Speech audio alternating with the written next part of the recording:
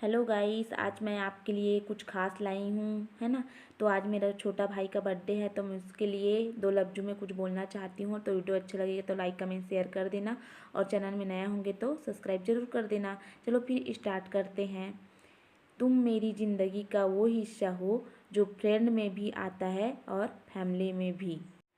एक अंडरस्टैंडिंग दोस्त, एक बेहतरीन भाई और दिल का बहुत अच्छा इंसान होता है। हैप्पी बर्थडे मेरे भाई, I love you so much.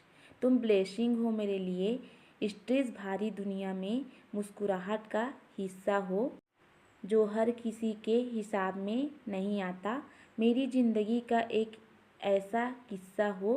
तुम वो इंसान हो जो मुझे बिना मांगे प्यार देता है। तुम वो इंसान हो जो बिना वजह भी डांट देता है, मुझे प्रोटेक्ट करता है इस नेगेटिव दुनिया से, और मेरे लिए बहुत बहुत कुछ करता है।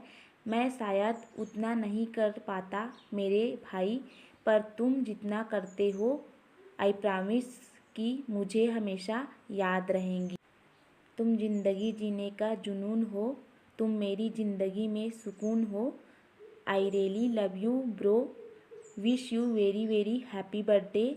भगवान तुम्हें हर खुशी दे और तुम्हारे चेहरे की मुस्कुराहट हमेशा बरकरार रहे। मुस्कुराते रहो हमेशा। लव यू सो मच भाई, और अपने लाइफ में हमेशा खुश रहो। Wish you happy birthday bro.